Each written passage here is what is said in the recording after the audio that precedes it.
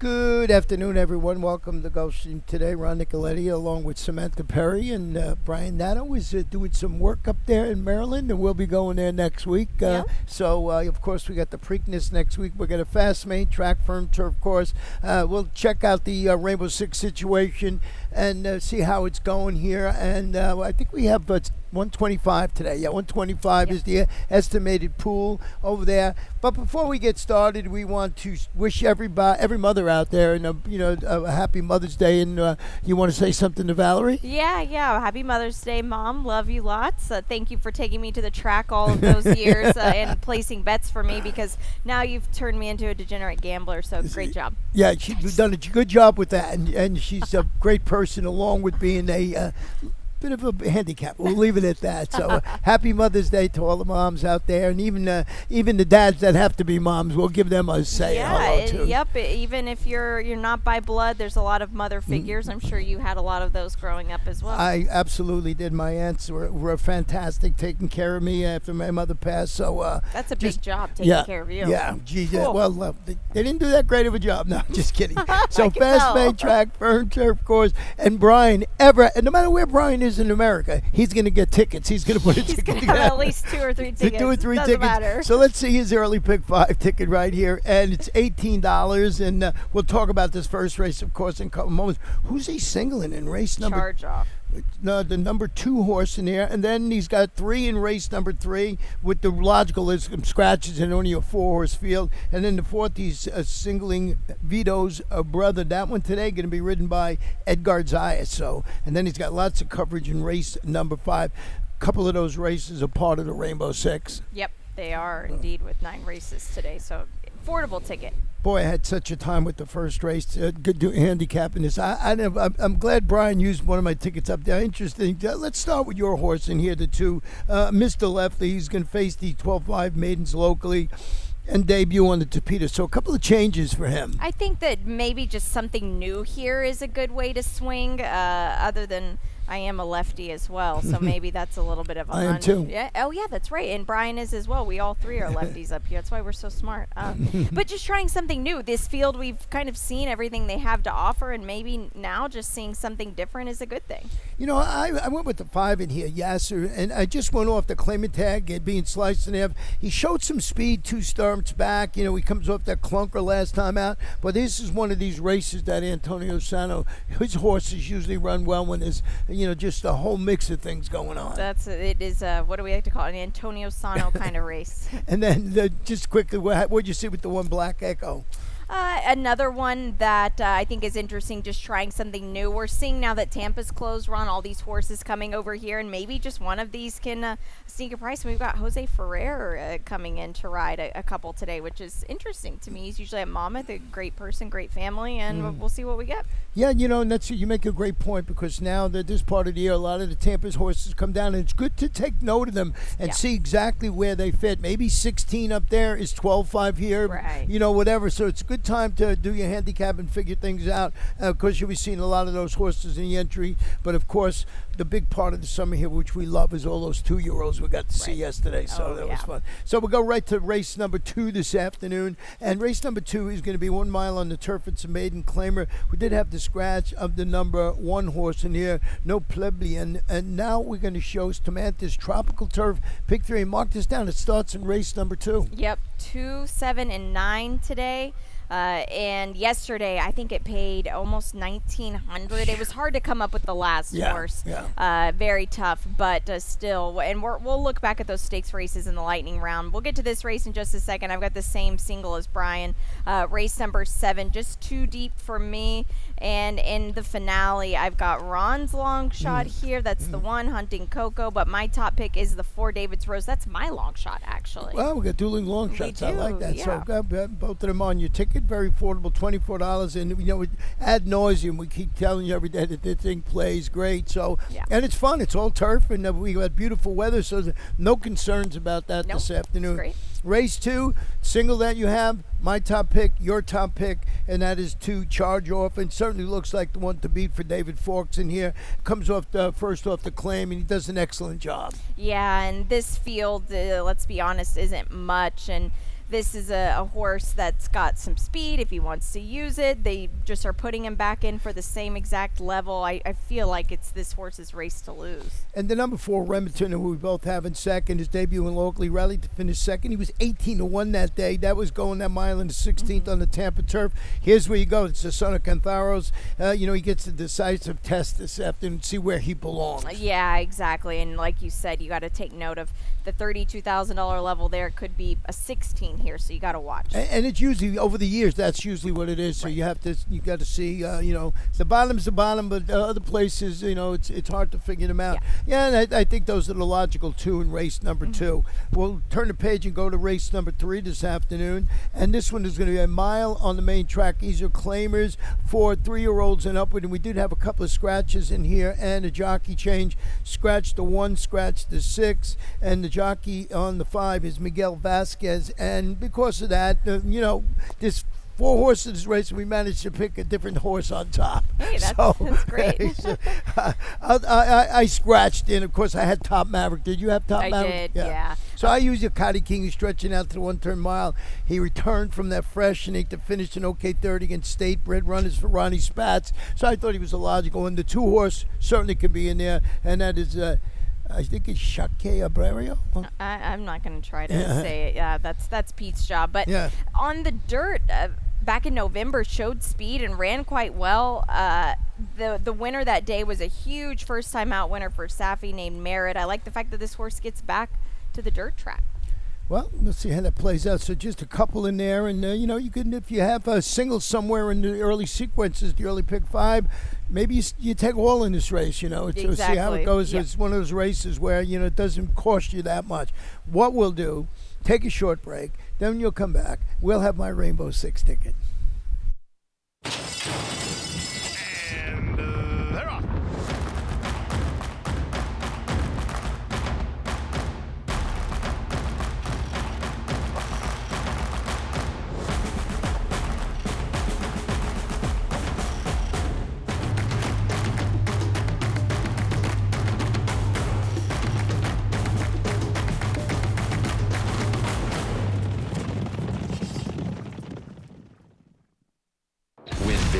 New DRF All Access Past Performances. With one best-in-class product, you now get all 3 past performance formats. Easily switch between views. Access the most trusted information in horse racing with DRF All Access Past Performances. Go to DRF.com and use coupon code 1FREEPP for a free single card today. Welcome back to Gulfstream today. Ron and Samantha here. Once again, happy Mother's Day. Come out and join us. They have a really nice thing going on in 10 Palms. And you come out and bring your mom, of course, and or your wife, and whatever the case may be. Or you could stop by and buy us a drink or something like that. So I'm not kidding. It's just it's a beautiful day, and they do a great job up there in 10 Palms. Yeah. So getting back to this 4th race, it's going to be 5.5 furlongs on the Tapeta Maiden Claimers, 3-year-olds and up. We did have a jockey change on the 2. Vito's brother make that rider. Jose was off. Jose Morelos was off. It's now going to be Ed Gonzalez. So Jose Morelos, what I was trying to say, off his mounts today. Yes. So we'll give you those changes. And of course, Pete comes on later and gives you everything you need to know. So let's take a look at my Rainbow 6 ticket. No great shakes here, $43.20. We'll talk about race number 4 in a moment. Race number 5, just too deep for me. I think the horse to beat is Sal's Dream Girl, but I used the 1 Worldly Beauty, which we have a replay we're going to show. In the 6th race, there's my single today, Fastest, and I'm hoping that horse lives up to his name. Race number 7, 3 deep. My top pick is the 2-horse Quimchi, and then in race number 8, I have the 5 on top, and that is Olga. That was a tough race too. And in the last, as you mentioned, I got the 1 Hunting Coco, but I did not use your 4. I may have to switch that ticket around a little bit. Maybe. So $43.20 for me. And in race number 4, love the name of this horse, and you'll know why I have on top, and that's Sir Banana Brian. I just think that's a great name. And we'll start with that one just because we kicked it off. They're stretching out to the 5.5 furlongs today. Rallied to finish second. That was a salty field of 11 runners going 5 on the Tapeta. Dan Hertak has Miguel Vasquez managing that inside post. So you can make a case for this horse running well, but he needs everything to unfold in front of him perfectly to win. Yeah, I like the fact that he finally showed a little bit more interest. He kind of gets himself a little bit behind the 8 ball. He doesn't break as quick and he doesn't run as quick early, but they've been going fast in those. Look at those fractions that last race, and now you said the extra furlong should help him. Yeah, and the horse you have on top of Artist Legacy finished second in front of Sir Banana Brian at the distance. That was 2 starts back. Didn't run very well last time. No, and I just am going to hope that was an exception and not the rule. I'm willing to excuse just one bad effort here. And the number 8, Awesome Wind, is turning back to sprint after showing speed, calling a day against Similar. That was going around 2 turns on the Tapeta. You got the apprentice Melvis Gonzalez. Yeah. I think they're going to be playing Catch Me If You Can. That's you have to, right? Just tell them, go as quick as you can for as far as you can, and let's see if it works out. And it could. And that's where the Rainbow Six is going to kick off. And we're going to once again go to the 5th race, which is usually what you do after race number 4. Unless you're Ron Nicoletti. Yeah, you could go, anything can happen. Go wherever. Miles, 70 odds on the Tapeta Starter, optional claimer. And this 5th race here this afternoon is where Samantha has her late pick 5 ticket. And let's take a look at it. Yeah, the Olga race, that was tricky. Yeah. I ended up just singling her because I didn't know really what to do. We'll get to this race in a second. Race 6, I do have the 6 on top. That is fastest. Race 7, the 2 Queen Cheese. I've got that horse on top. Race 8, there's a single Olga. Race 9, the finale. Like I said, it's the same as my Tropical Turf Pick 3 ticket. I do have the 4 on top. David's Rose. It's $48 for me. Yeah, that Olga race is. I just couldn't quite figure that one out. So getting back to this 5th race, do you have Worldly Beauty on top? I do. Let's show that video then. Yeah, let's show the replay here because she did run really well last time. I feel like in this field here today, unfortunately, she did draw the rail again, but she ran really well on the rail. And you see the winner is the 3 horse, and I just feel like the positions were switched. She would have been the winner here. Also, you have a Misael Jaramillo aboard as well today. Well, he's been winning races. He won 4 the other day. He won both stakes yesterday. Yep. And if you need somebody to go on or be with the pace, he's the guy you want. So this horse certainly figures very, very in there. You got the inside post again, and if anybody can overcome the pitfalls associated with that, it's Misael Jaramillo. I did go with the horse you have in second. We got our Exacta flip-flop. Sal's Dream Girl, who was sharp, defeating 20 claimers at the distance on the Tapeta, 2 starts back. Now goes back to that surface today after failing to get on track. Didn't seem to like the turf last time. At least that's what I'm guessing. Yeah. Carlos David, he's good with the grass to Tapeta, like 23%. So maybe this horse runs well getting back to what looks like its preferred surface. Yeah, I agree completely. I just think that now that she's 5, she just can't really hang with those upper class turf horses anymore, and this Tapeta spot is a good spot for her. Yeah, and you can see we're basically in agreement here with the race number 5 this afternoon. So we'll go to race 6. All right. How it's just flowing right along here.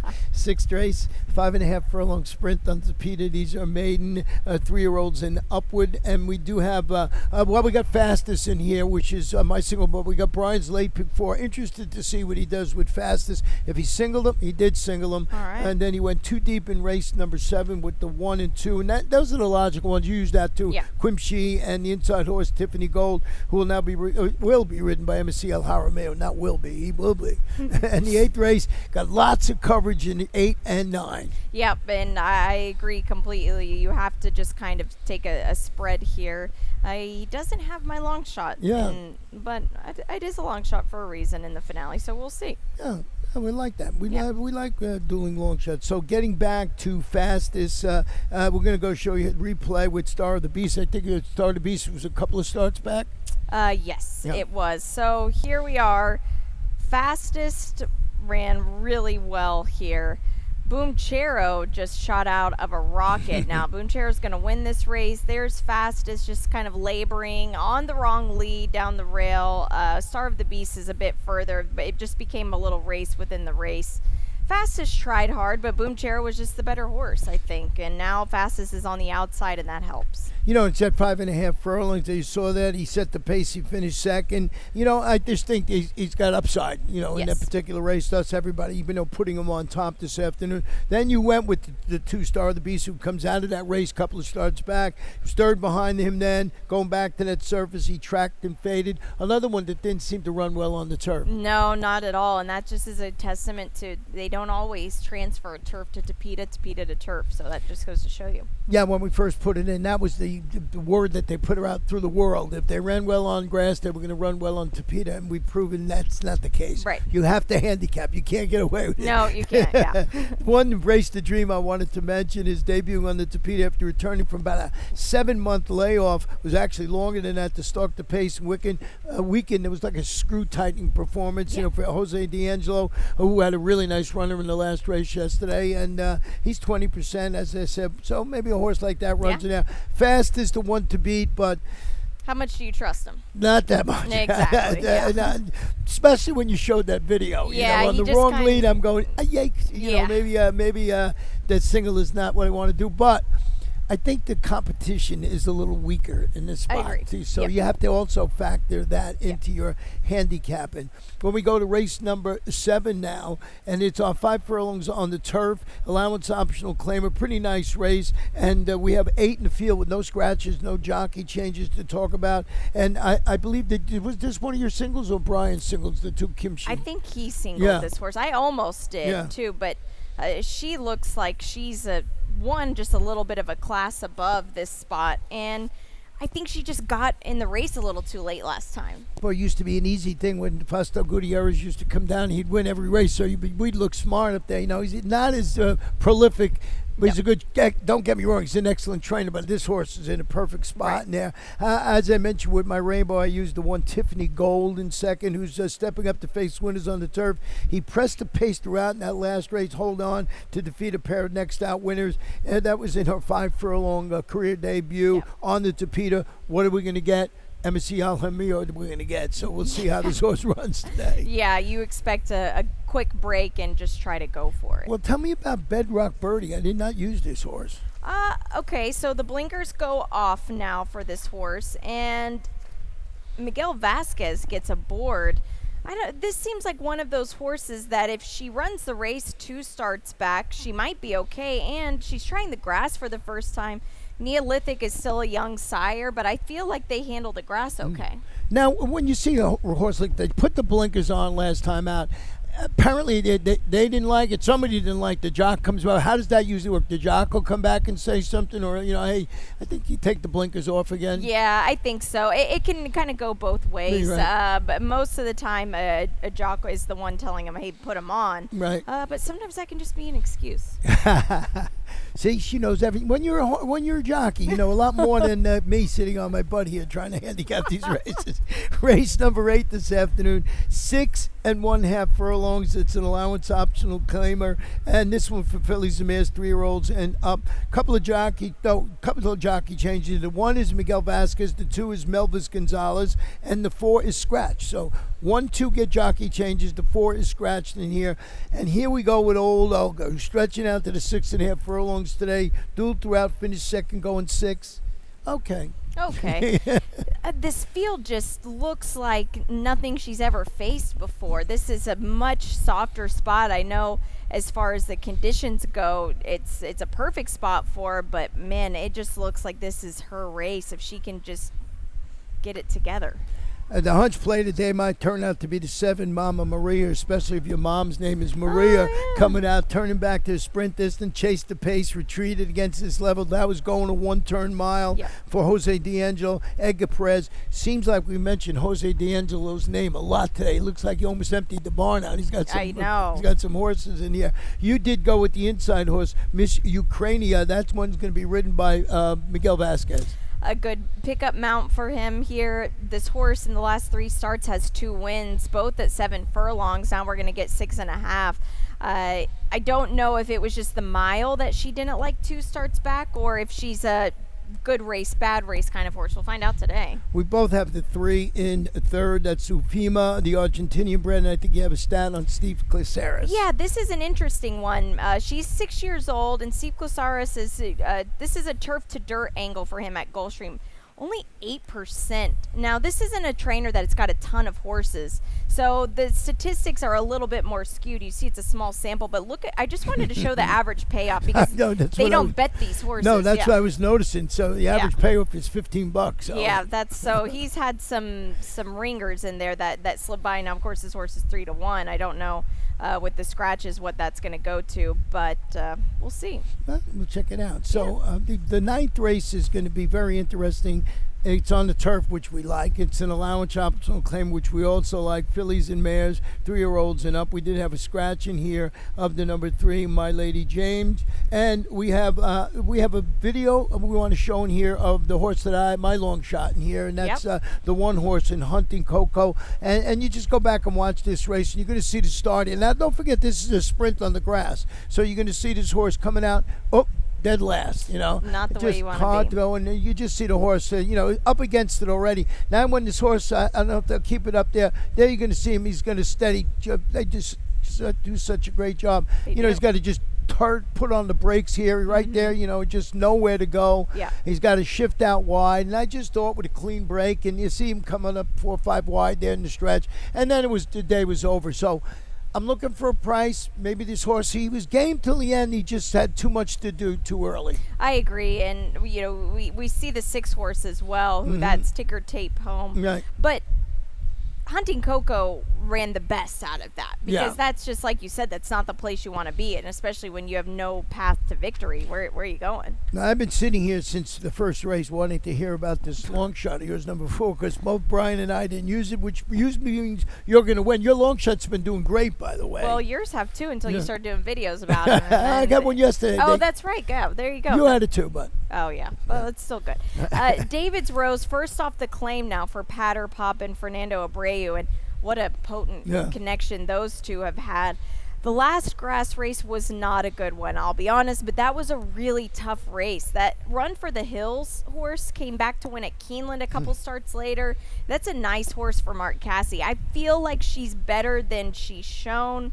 She does have a win here on the grass course. She's only been on it 4 times, so this is an interesting claim to me. I am kind of throwing a shot at this race. Yeah, but you make great points there. Working well, coming into the spot. And if you go off the red, I think Fulminate won that race. Fulminate would be 1-9 in the spot, so along with, as you said, Mr. Cassie's horses in there. So just a great way to end the day. We both had ticket tape home. You saw was in that race was the what was it? The 6 horse in that race that we just showed with Hunting Coco was up there on the inside. I did go with the 6 Sonicus in second, who's returning to the turf.